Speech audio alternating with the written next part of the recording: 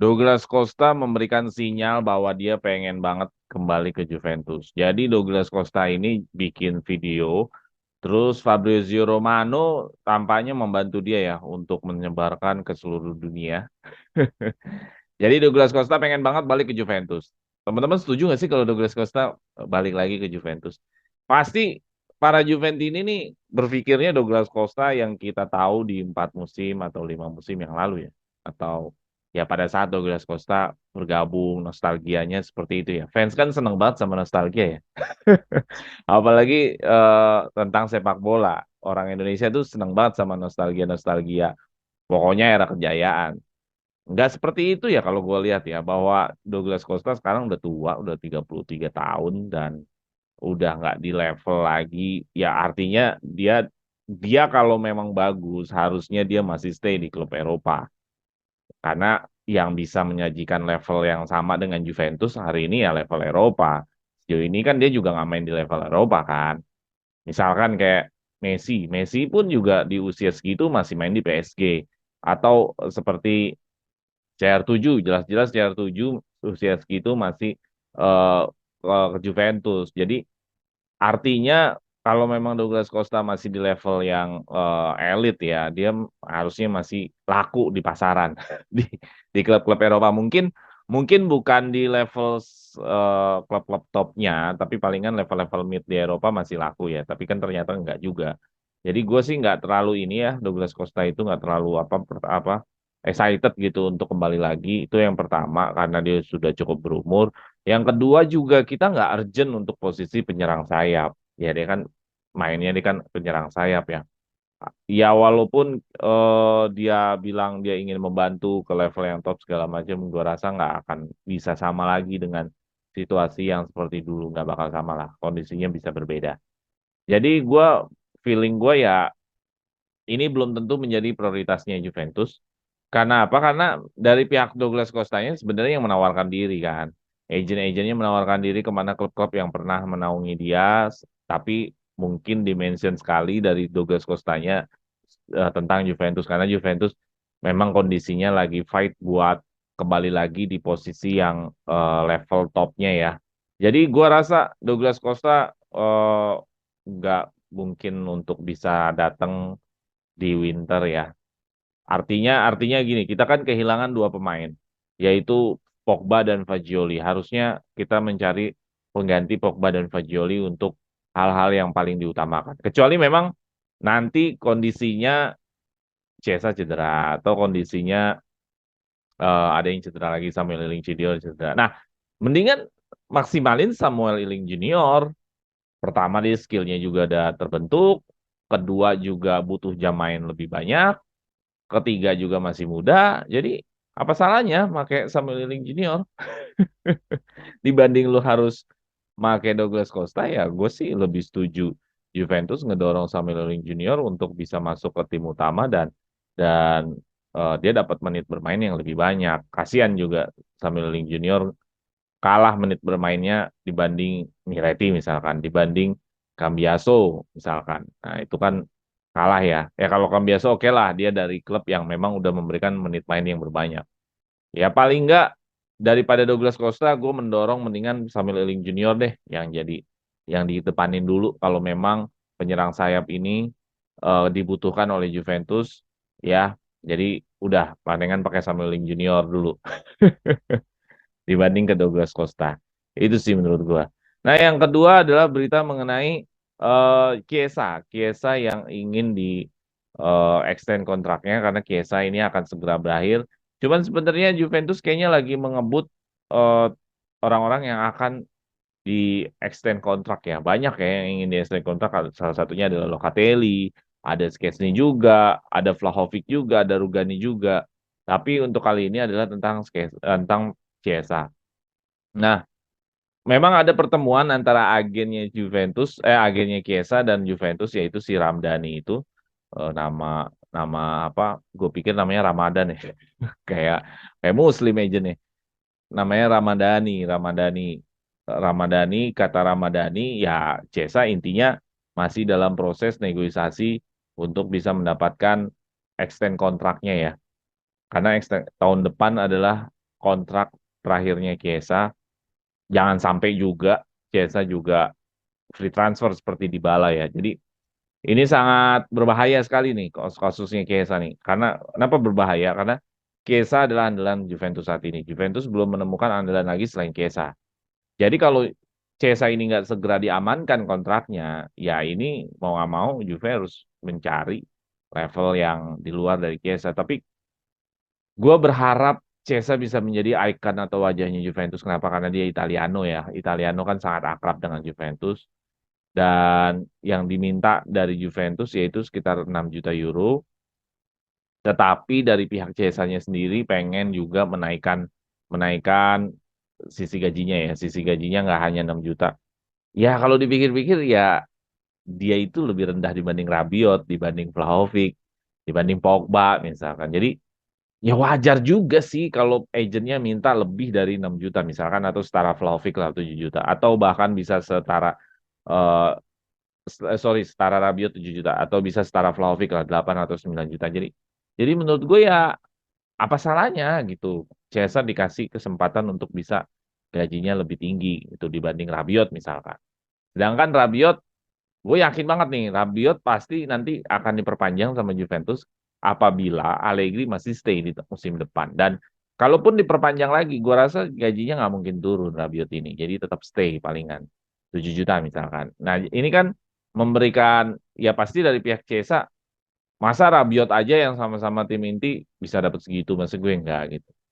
Apakah salah itu hitungan? Ya nggak salah juga, maksud gue menggaji pemain lebih tinggi itu sama dengan menghargai pemain, memberikan memberikan tempat kepada pemain bahwa ini klub mensupport lo, gitu loh.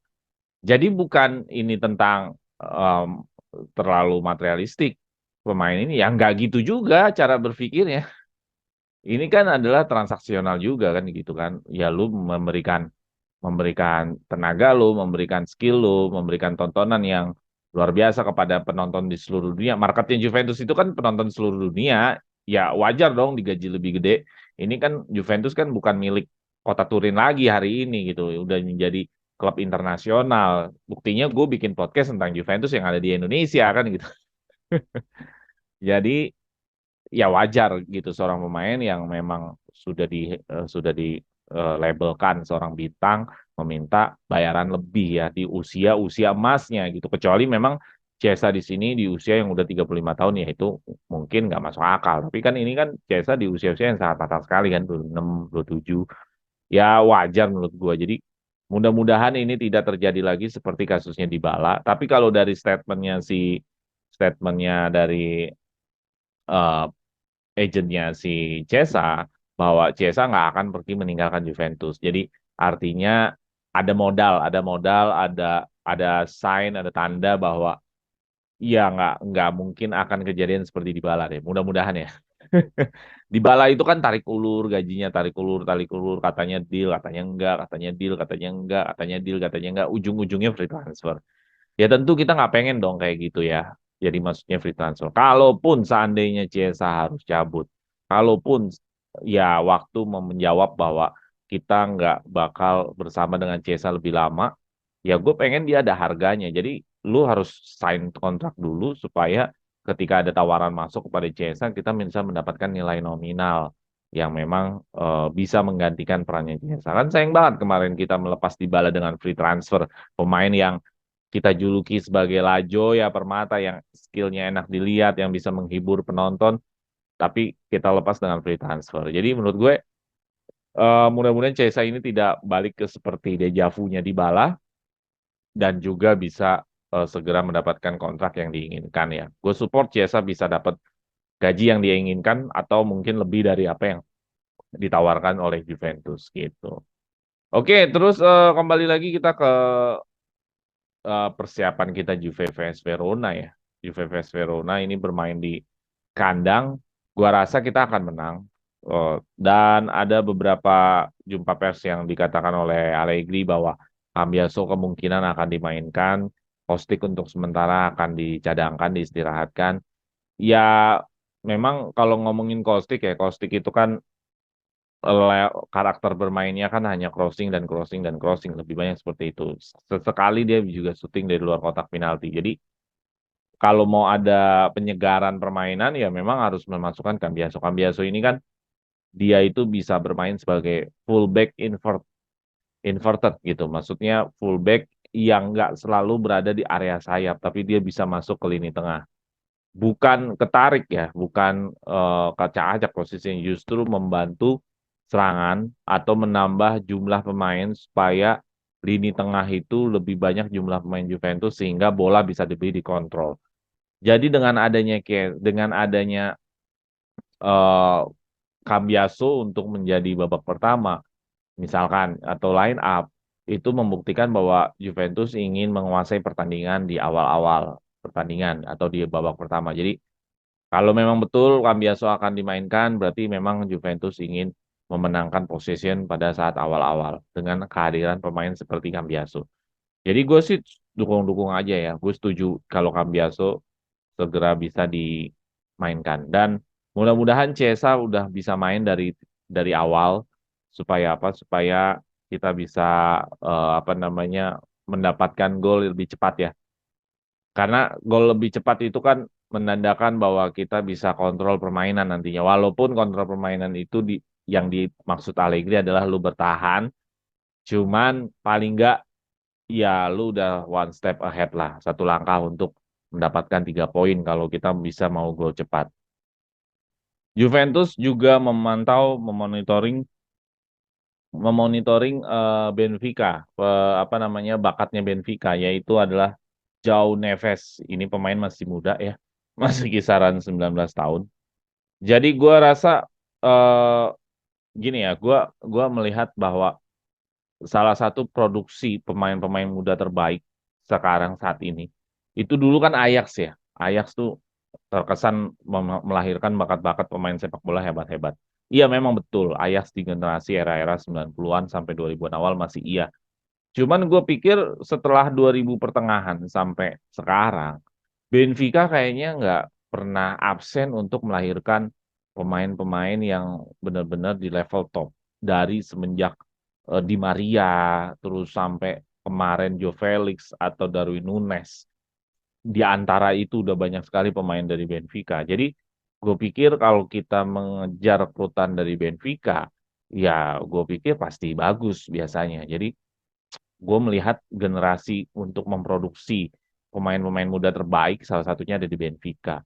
Selain mungkin Borussia Dortmund ya, Borussia Dortmund sama Benfica ini dua klub yang bisa menjadi poros memproduksi kekuatan pemain-pemain muda yang levelnya elit.